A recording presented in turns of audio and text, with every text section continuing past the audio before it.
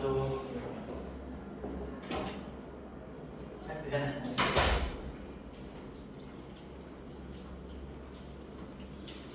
Sok langsung duduk aja ya. Terima kasih Pak.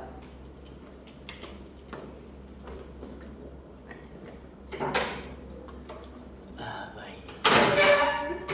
Ini Kakak Faris ya yang kemarin ngechat lewat WA ya? Iya. Di sini Kakak Faris tahu saya dari mana ya? Saya lihat dari SW teman saya ada kayak buka lowongan konseling individual gitu kan. Oh, jadi kemarin itu lewat dari poster saya ya? Iya, benar banget. Yang apa ya, sukarela gitu untuk menjadi klien saya dalam konseling individual ini ya. Oh, jadi sebelumnya di sini perkenalkan dulu nih, nama saya Rizal Tigril Hakim. Di sini saya sebagai konselor yang akan membantu permasalahan kliennya, yaitu klien saya itu yang sekarang itu Faris ya. Nah, sebelumnya nih Kak Faris ini udah pernah konseling individual apa belum? Sebenarnya ini baru pertama kali Kak. Oh, pertama kali ya. Jadi berarti Kak Faris ini sekarang sukarela ya buat melakukan konseling individual ini ya. Tapi Kak Faris itu tahu gak sih konseling itu apa gitu tuh? Belum tahu sih Kak. Belum tahu ya. Oh, izin menjelaskan dulu ya terkait konseling individual ini ya. Jadi konseling individual ini atau konseling yang diselenggarakan atau dilaksanakan sama kita sekarang ini itu adalah konseling individual yang bertujuan untuk memecahkan suatu masalah yang dialami seseorang gitu, Faris. Nah, jadi di sini kita insya Allah bertujuan untuk memecahkan masalah yang dialami oleh Kak Faris ini. Selain tujuan yang tadi saya sebutkan, ada tujuan yang bertujuan untuk memandirikan klien. Jadi kita usahakan nih setelah pemecahan masalah ini, Kak Faris itu bisa mandiri gitu. Jadi setelah habis konseling ini kita mendapatkan solusi, Kak Faris bisa menyelesaikan masalah sendiri gitu. Nah, jelas tidak? Jelas. Nah, selanjutnya ada di sini juga kita menanamkan asas kerahasiaan. Jadi di sini kita saya khususnya sebagai konselor di sini akan berusaha merahasiakan apa yang disampaikan oleh Kak Faris kepada saya. Jadi semoga Kak Faris bisa percaya nih kepada saya untuk mengutarakan semua problem-problem atau masalah-masalah yang dialami oleh Kak Faris ini gitu. Nah, selanjutnya juga ada asas kesukarelaan. Jadi semoga nih Kak Faris juga bisa sukarela mengutarakan permasalahan yang dialami oleh Kak Faris agar kita bisa mendapatkan solusi yang apa Kak Faris diinginkan gitu tuh. Dan juga ada asas keterbukaan. Nah, asas keterbukaan ini jadi semoga juga nih dari kesukarelaan Kak Faris itu bisa sukarela untuk terbuka untuk mengutarakan masalahnya. Jadi saya juga nih akan selalu terbuka, akan sukarela gitu untuk membantu Kak Faris memecahkan setiap masalahnya gitu ya. Dan juga yang terakhir kita di sini memegang asas keputusan terakhir ada di klien. Jadi setelah ini Kak Faris mau saran atau pemecahan masalah kita mau diimplementasikan atau diaplikasikan oleh Kak Faris itu terserah Kak Faris. Jadi saya tidak akan tidak akan menuntut gitu. Kak Faris harus gini. Jadi saya tidak akan menuntut akan hal itu gitu ya. Nah, bisa dipahami tidak? Insyaallah paham Kak. Ya, kalau memang sudah dipahami, ada pertanyaan tidak? Tidak. Tidak ya. Nah, sebelum kita lanjut, kita berdoa terlebih dahulu ya. Sebelum kita memulai konseling ini, mari kita berdoa dimulai.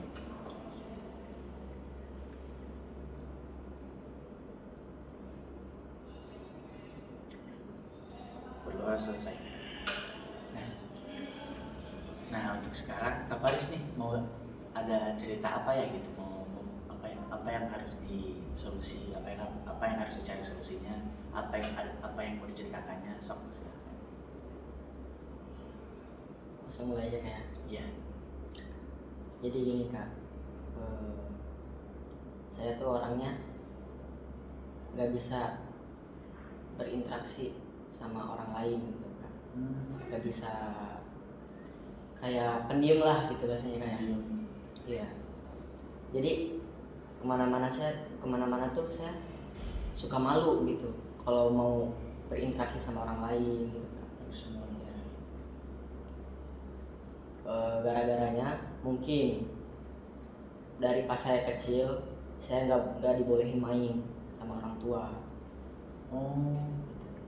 Jadi setiap saya pengen main, setiap saya pengen keluar gitu, main sama teman-teman di rumah, saya nggak dibolehin sama orang tua. Ya nggak dibolehin. Mungkin gara-gara saya anak bungsu, anak kesayangan mungkin ya. Di situ saya setiap kalau ada teman saya yang main sepeda-sepedahan gitu ya, saya hanya melihat teman-teman saya dari kaca rumah. Makanya mungkin dari situ saya jadi susah berinteraksi ya, susah berinteraksi sama lingkungan, sama orang-orang sekitar gitu. Dari situ mungkin saya pas di sekolah, saya pas di SMP, SMA itu ngaruh banget itu kak, ngaruh banget.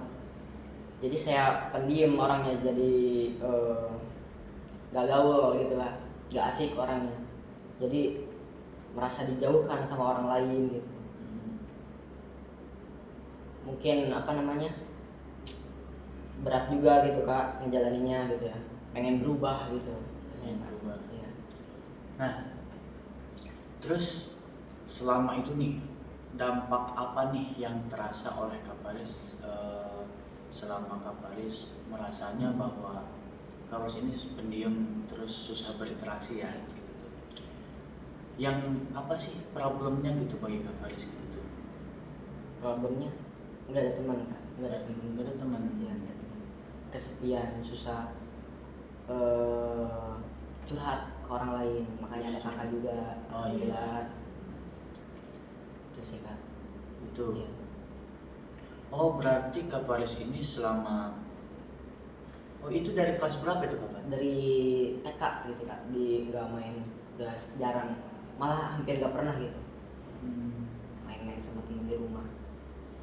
Tapi apakah Kak Faris gimana ya? Punya teman nggak? Maksudnya adalah 1, 2, 3 gitu teman gitu? Apa memang benar-benar nggak ada? Ada satu dua orang mah ada. Iya. Yang ngedeketin saya gitu kan. Ngedeketin gitu. Tapi di situ Kak Faris pernah cerita gitu sama dia gitu, pernah maksudnya terbuka gitu terhadap dia, pernah atau tidak? Atau memang hanya sebatas teman aja gitu? Dari pengalaman hidup saya pas dari dulu itu kak, kayaknya nggak mendengar dengan baik, gimana ya, nggak hanya sekedar teman lah gitu ya. Jadi dia itu bukan tipikal orang yang pendengar baik gitu ya. Bagi masalah nggak saling curhat gitu ya, hanya teman saja gitu ya, sebatas teman. Tapi berarti itu pas waktunya kelas berapa itu tuh? Itu pas SMA kak. Oh SMA. Pas SMA itu baru punya teman apa gimana? Pas SD juga ada temen Ya. Tapi sama aja kayak temen biasa. Ya kadang dijauhi juga teman itu. Jadi hanya sebatas teman sekolah Iya, gitu teman sekolah. Oh. Jadi pas di rumah udah di rumah aja. Di rumah aja gitu. Nah, di sini kan Kak Faris pasti merasakan kesepiannya itu pas waktu SMA ya. Ya. Nah, itu terasa banget ya, karena memang masa-masa itu kita mengenal diri kita sendiri gitu ya. Berarti di situ Kak Faris itu merasa kesepian karena nggak punya teman, nggak punya ini gitu ya. Tapi Kak Faris pernah mencoba nggak sih mencoba nyari teman gitu, maksudnya mencoba berinteraksi gitu? Apa memang karena faktor halangan dari orang tua gitu?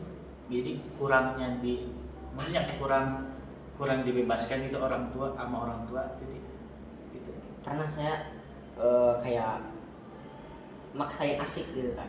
Maksain asik. Iya, maksain asik, tapi jadi malah nambah canggung. Mana macam? Iya, malah kaku saya Kak.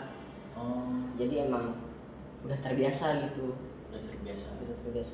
nggak asik. Oh, terbiasa gak asik ya? Iya. Hmm, berarti Kak Faris itu nggak terlalu, tapi enggak nih, kan ada satu teman nih, ada teman itu pernah merasa ada keakraban nggak pada saat itu? Pernah tuh SMA juga pernah. Waktu SMA akhir-akhir mau lulus kan.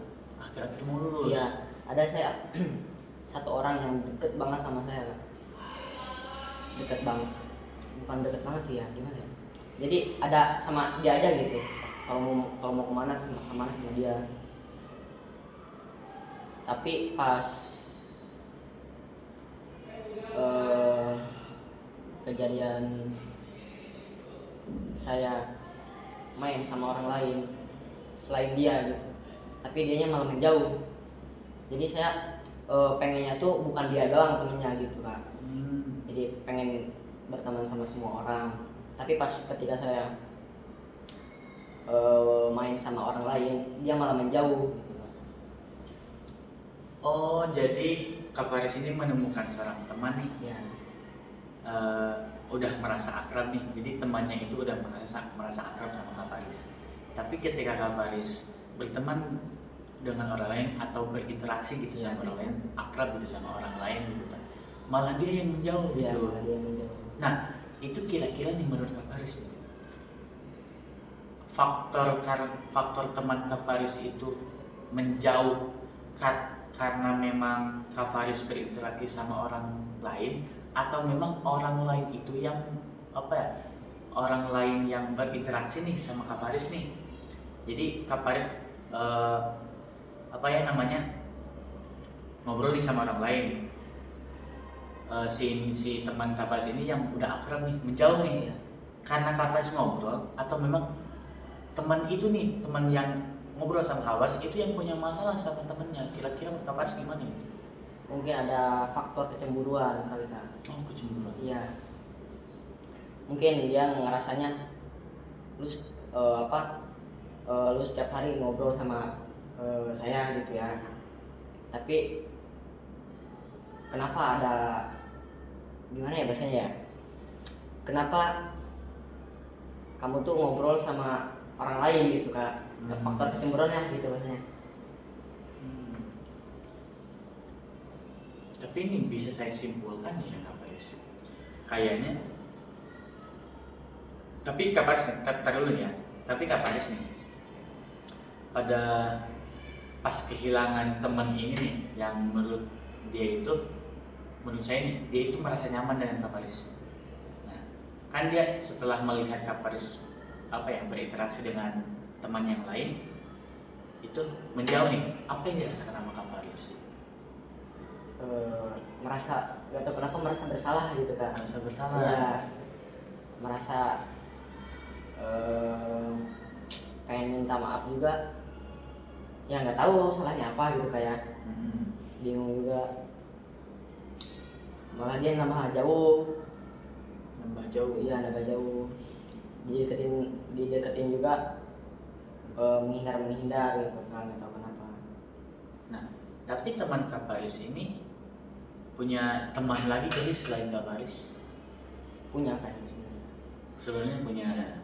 Nah, nih kan tadi teman Kak Faris ini melihat Kak Faris ngobrol sama orang lain itu cemburu nih. Tapi setelah melihat temannya Kak Faris itu sebenarnya sama aja kayak Kak Faris gitu ya, sama aja gitu. Dia itu tidak setia gitu kalau bahasa Iya. ininya mah dalam hal pertemanan kan. Tidak setia gitu terhadap Kak Faris juga. Tapi Kak Faris merasa cemburu nggak sih gitu? Kalau dia ngobrol sama orang lain sih biasa aja sih kak. Saya dia. Iya biasa aja. Karena memang Kak Faris niatnya buat ini ya fair-fair aja Iya. gitu dalam hal pertemanan ya. Nah, hmm, tapi untuk sekarang nih Kak Faris, terkait kita kembali lagi nih Kak Faris, karena memang faktor yang tadi karena terlalu dimanja sih sama orang tua, terus Kak Faris pengen punya banyak teman. Untuk sekarang nih Kak Faris masih merasakan akan hal itu nggak? Hmm, sekarang sih sedikit sedikit demi sedikit aja kak. Sedikit demi sedikit. Iya. Nah, apa sih Kak Faris ini selama kan Kak Faris sudah jadi mahasiswa nih semester 1 ya?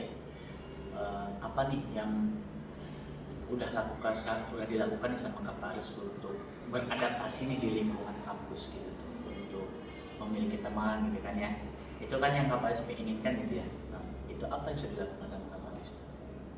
Dari sebelum saya masuk kuliah, saya udah mempersiapkan gitu kan, mempersiapkan mental saya Hmm. buat lebih aktif gitu kan, Lebih lebih aktif. Terus gimana caranya mempunyai teman banyak gitu, teman banyak. supaya kedepannya gampang kemana-mana gitu. Terus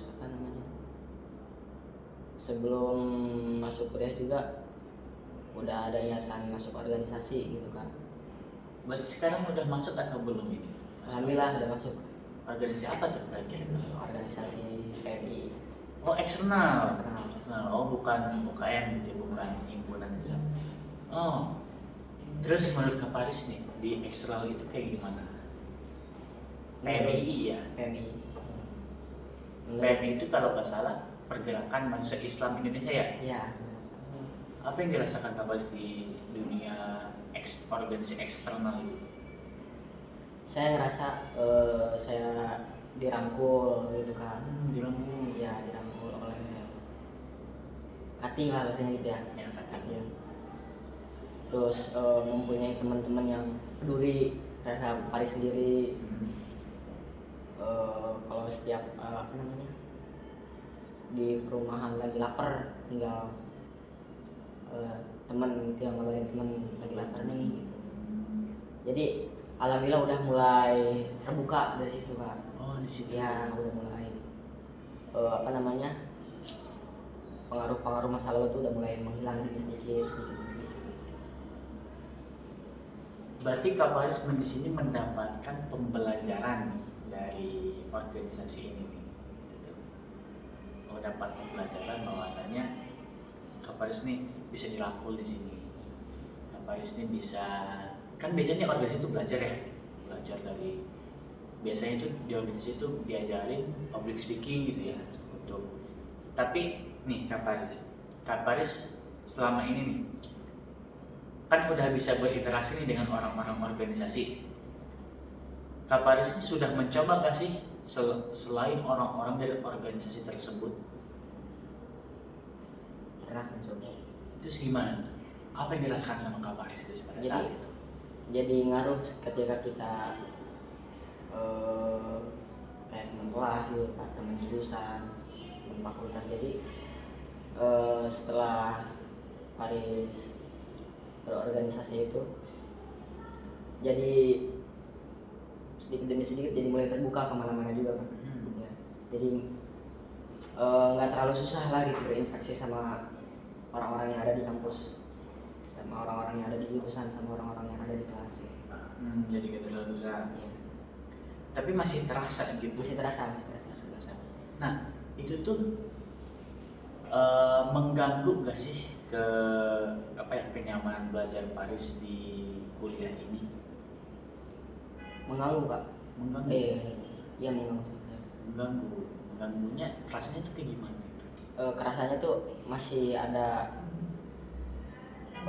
setiap saya pengen ngobrol sama orang lain gitu kan, setiap saya pengen nongkrong gitu ya, pasti sebenarnya itu membutuhkan energi gitu kan. mengumpulkan energi buat kita berinteraksi sama orang lain gitu, buat kita nongkrong. Jadi setelah kita ngobrol sama orang lain atau nongkrong gitu sama orang lain, sama temen, jadi kayak capek gitu mental kita, Capek. jadi kekuras banget energinya Bagus gitu. banget ya. Berarti ini yang terasa sama Kak Faris itu kalau semisal nggak ada teman gitu ya, itu kerasa kesepian terus terkuras juga ya. Terus menurut Kak Faris nih, Kak Faris pernah memikirkan apa itu untuk mengubah siklus seperti itu untuk kehidupan Kak Faris, kenyamanan Kak Faris di kampus ini gitu tuh. Apa yang sudah Kak Faris, menurut Kak Faris, saya harus gini nih buat berubah. Pernah kepikiran nggak kayak gitu? Harus, menurut Kak Faris harus gimana? Karena saya masuk organisasi kayak, jadi saya namanya ingin berkembang gitu kan, ingin berkembang, ingin mempunyai public speaking yang bagus. Public speaking. Iya, public speaking yang bagus, supaya kedepannya tuh insya Allah berjalan dengan lancar gitu kan, insya Allah sukses. Jadi pengennya mah Faris tuh apa namanya, ingin berubah lah gitu kan. Ingin berubah ya di dunia kampus ini ya. Jadi Kak Faris itu ingin mengubah dirinya itu melewati organisasi ini gitu ya. Nah, tapi nih setahu saya nih ya Kak Faris, karena saya pernah ngobrol nih sama teman-teman yang berorganisasi juga nih ya. Ada teman saya bahwasanya di organisasi itu kita ditempa, didewasakan oleh dinamikanya, oleh dinamika bahwasanya di organisasi ini bukan hanya sebatas kita diedukasi, bukan hanya kita mendapat pembelajaran dari hasil kajian, bukan mendapat pembelajaran, bukan hanya gitu ya, bukan hanya pembelajaran dari kajian, dari semua teori, tapi karena dinamikanya itu Kak Faris. Jadi kadang di organisasi ada problem bagaimana kita keputusannya harus gimana, kita harus melakukan apa. Banyak dinamika yang membuat kita itu harus gimana ya, kadang teman-teman di organisasi itu memikirkan diri sendiri untuk menyelesaikan problematika tersendiri gitu tuh, individualnya gitu tuh. Nah, menurut Kak Faris nih, dari penjelasan stimulus saya, Kak Faris siap gak sih menerima akan hal itu, maksudnya melawan akan hal itu atau menempa hal itu tuh di organisasi itu gitu tuh. Siap gak Kak Faris gitu tuh? Siap nggak siap sih kan? Siap gak siap gitu? Siap nggak siap, mau nggak mau gitu, itu Mau gak mau. risiko yang pasti ada di organisasi gitu. Karena Faris ingin berkembang juga, ingin mengasah mental juga, ingin mengasah kepekaan juga gitu kan. Ingin mengasah Ya, mau nggak mau juga harus menghadapi risiko itu. Tapi ketika nih Kak Faris nih sudah mencoba untuk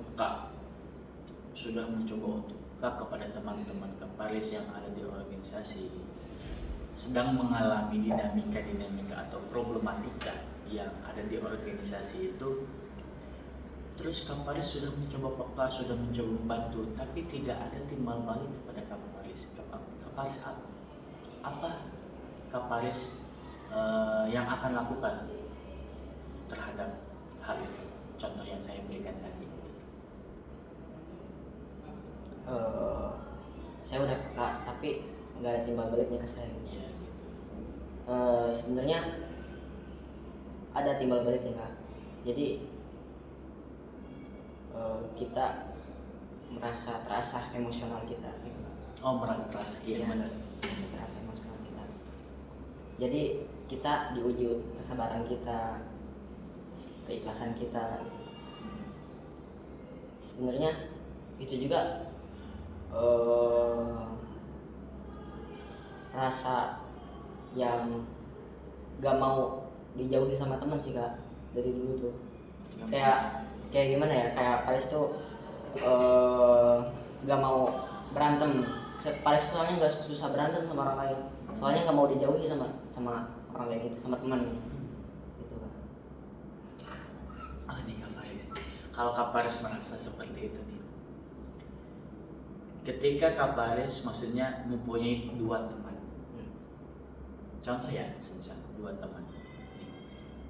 Terus mereka ini ada konflik, mereka ini terjadi konflik lah antara 2 teman Kak Faris ini. Nah, satu teman cerita saya ada masalah, saya ada masalah gitu.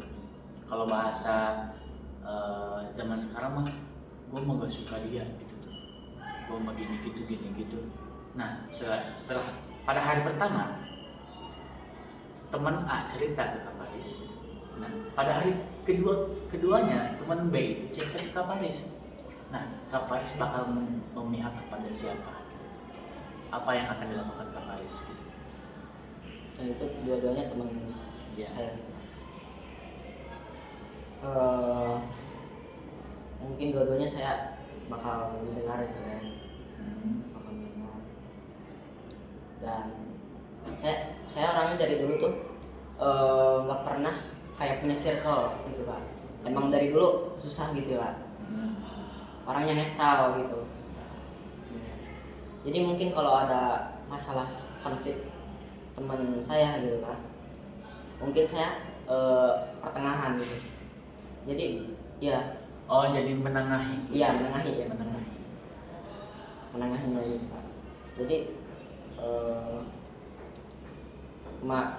saya Paris ngedengar teman satunya, didengar apa masalahnya ke si teman yang satunya ini yang sedang konflik.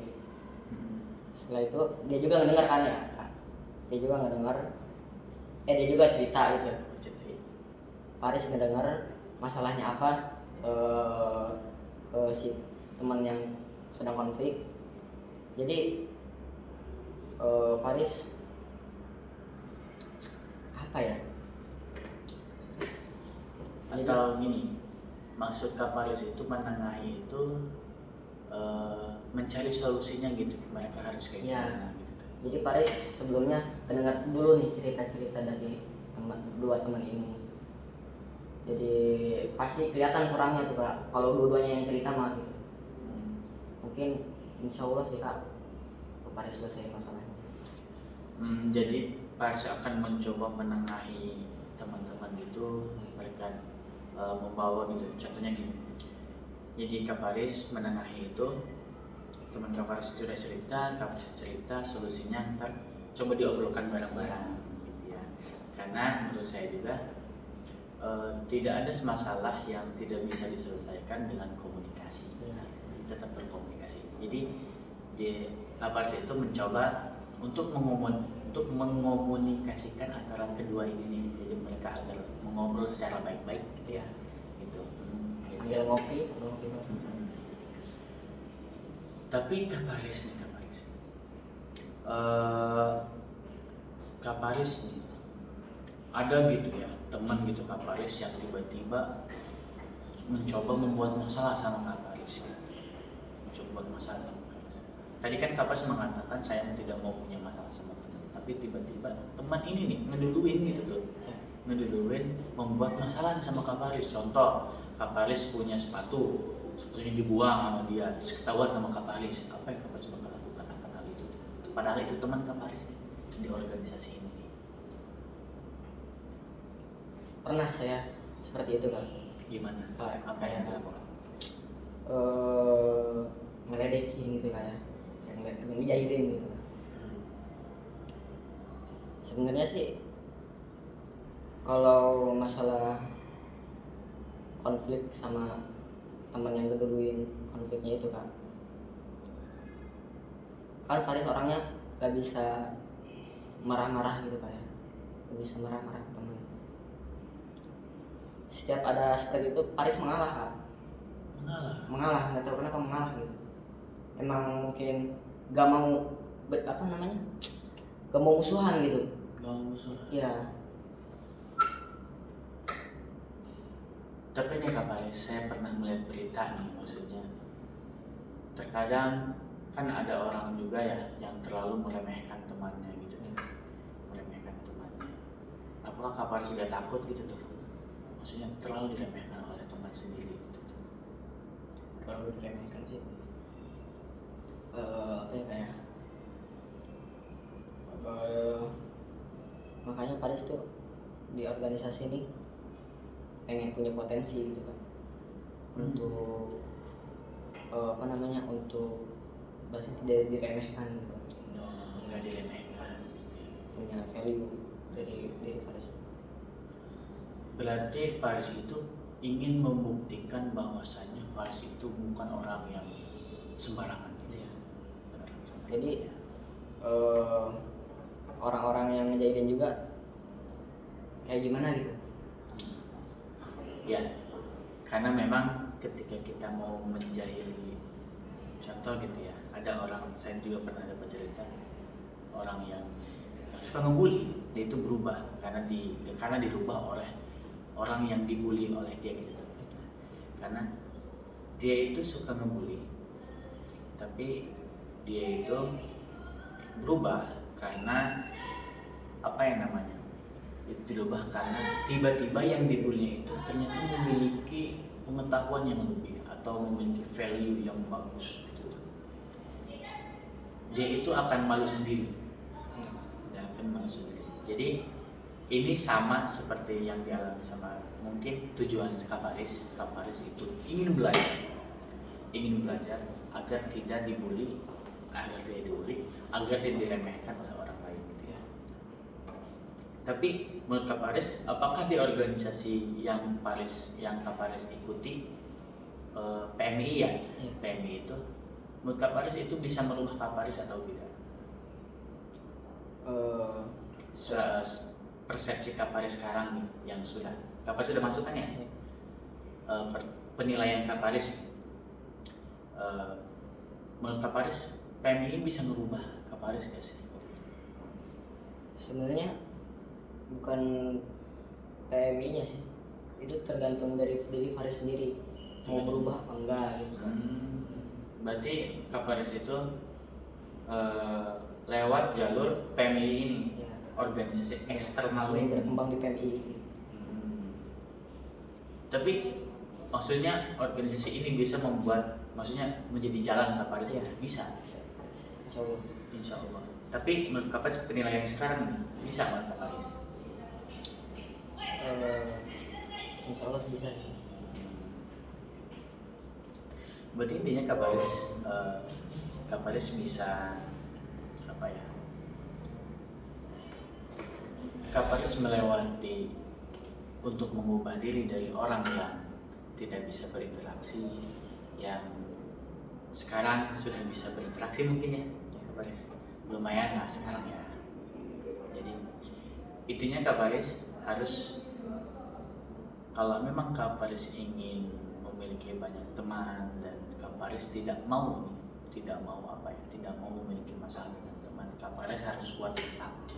Yang pertama harus kuat mental, harus siap menghadapi dinamika yang akan menempa nantinya gitu. Karena di dunia perkuliahan ini, atau apalagi Kak Faris nih yang mengikuti dunia organisasi eksternal, apalagi yang bersifatnya nasional itu kayak PMI ini itu bersifat nasional, satu Indonesia itu ada.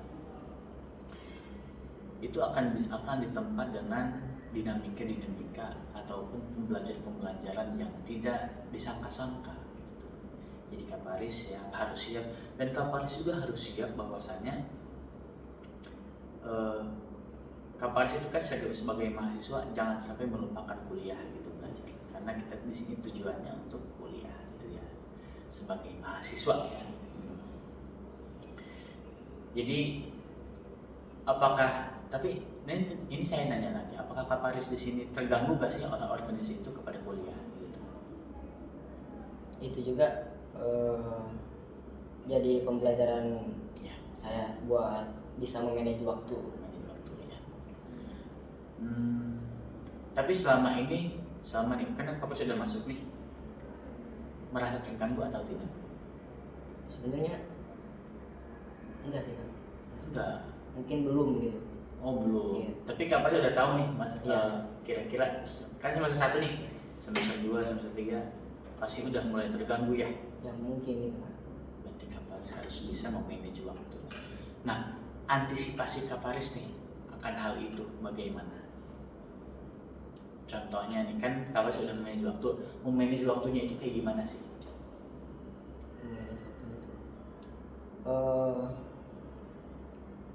Kayak dijadwalin gitu kan. Kan kalau kita berbicara memanage waktu itu kita mengelola waktu gitu ya. Terkadang nih Kaparis di organisasi itu, ini contoh ya agar Kaparis bisa tahu juga. Kalau pengalaman teman saya cerita nih kepada saya nih, dari organisasi itu kita harus ada pilihan karena memang dunia itu adalah pilihan. Jadi Kaparis bisa harus bisa memanage waktunya itu, memilih kita itu kuliah atau organisasi. Jadi itu organisasi itu selangan. Jangan sampai Kaparis itu mengutamakan atau memprioritaskan organisasi daripada kuliah. Karena kita ini sebagai mahasiswa yang belajar di dunia perkuliahan, khususnya di UIN SMA Banten gitu ya. Jadi dunia ini adalah pilihan, jadi Kaparis harus bisa memilih ya. Gitu. Jadi Kaparis semoga nih saran saya, Kaparis memiliki antisipasi tujuan Kaparis tujuan Kaparis ini kuliah, tapi jangan sampai kuliah ini terganggu dengan organisasi. Walaupun menurut Kaparis di organisasi ini bisa bisa membantu untuk berinteraksi dengan orang lain. Nah, jadi selangan saya gitu ya. Kaparis harus tetap kuat ya, gitu. Harus tetap kuat untuk menghadapi dinamika organisasi ini gitu ya. Nah, kira-kira nih dari konseling individual ini nih Kaparis, apa yang Kaparis rasakan? Lega aja sih Kak udah cerita. Leganya tuh Didengar dengan baik gitu. Dengar dengan baik. Tapi kira-kira permasalahan Kaparis nih yang sudah yang tadi kurang susah berinteraksi, itu Kaparis memiliki solusinya gitu. Solusi yang berorganisasi nih. Selain berorganisasi, menurut Kaparis apa itu? Selain organisasi belum tahu sih. Belum tahu ya. Tapi terkadang kan kita juga maksudnya masih ada teman kelas nih. Selain organisasi kita ada teman kelas, sama teman kelas akrab ya. Akrab aja. Tapi lebih akrab di organisasi gitu. Apa gimana? Gimana dijelasinnya kayak? Sebenarnya sama aja sih. Sama aja. Ya, sama. Tapi lebih seperti rasa merangkulnya gitu Kak. Merangkulnya. Oh, jadi di organisasi ini ada cuttingnya Iya, gitu. merangkulnya. Oke, jadi Kaparis lebih terasa gitu ya, lebih terasa di organisasi gitu ya. Tapi Kaparis juga jangan sampai lupa bahwa di organisasi itu kan kita ditempa dengan pendewasaan. Tapi kadang juga kita harus memprioritaskan tujuan awal kita, yaitu kuliah. Nah, jadi tujuan Kaparis, maksudnya kita rumuskan nih tujuan Kaparis. Yang pertama, Kaparis harus bisa mengelola waktu, dan Kaparis juga harus tetap kuat ketika memang Kaparis orangnya itu tidak mau melawan atau tidak mau memiliki masalah dengan teman. Harus tetap kuat Kaparis. Faris gitu ya. Tapi Kak Faris mempunyai solusi apalagi gitu menurut Kak Faris Selain berorganisasi. selain ya Tergantung dari diri Faris sendiri sih.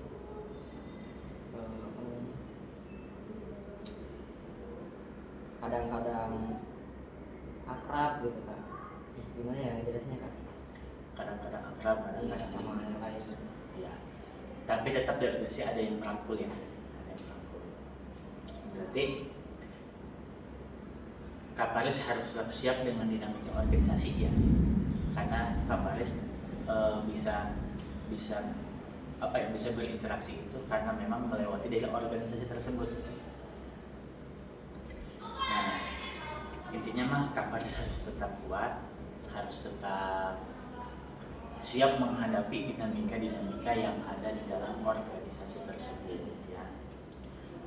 Karena kita kembali kepada hakikatnya manusia ataupun kita diciptakan ini, kita hidup kita itu tidak akan terus menerus lurus gitu. Pasti ada masalah-masalah yang terjadi dalam kehidupan kita untuk pembelajaran kita. Kita kuat atau tidak, kita siap atau tidak, kita berani atau tidak untuk melawan problematika yang menimpa kita gitu ya. Nah, ada lagi nggak yang mau diceritakan? Sudah itu. Cukup ya. Apakah masalah Kak Faris nih yang tadinya dirasakan Kak Faris sudah agak ini kan, sudah agak sudah terjawab atau tidak gitu? Insya Allah. Terjawab ya. Nah, jadi Kak Faris nih nanti kalau semisal ada gitu permasalahan ini, terus Kak Faris bingung untuk untuk menyelesaikan masalah itu, boleh kontak saya aja ya. Jadi kita melihat goalsnya itu dari konseling ini. Nah, tadi kita sudah menemukan solusinya. Kak Faris harus kuat karena Kak Faris ingin tetap ingin teguh dalam tidak mau ada masalah dengan teman di dunia berinteraksi dengan teman ini gitu ya, pertemanan ini gitu. Jadi Kak Faris harus tetap kuat, harus tetap itu. Kalau memang ada masalah atau ada problem yang tidak bisa diselesaikan, boleh nanti chat ke saya aja ya, karena udah punya kan nomornya. Nah, kira-kira nih Kak Faris akan melakukan konseling lagi kapan ya? Mungkin ketika saya punya masalah lagi, ingin cerita. ingin cerita ya, nanti kontak saja ya. Mungkin selesai ya. Dan saya juga terima kasih, saya berterima kasih nih Kak Faris sudah sukarela, sudah terbuka akan masalah semua Kak Faris. Saya juga minta maaf, mungkin di sini saya masih kurang untuk memberikan solusi, karena memang saya juga di sini masih belajar ya.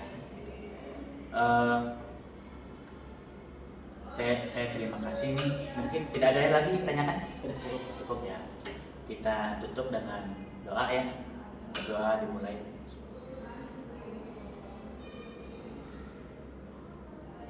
Berdoa selesai. Nah, mungkin cukup ya.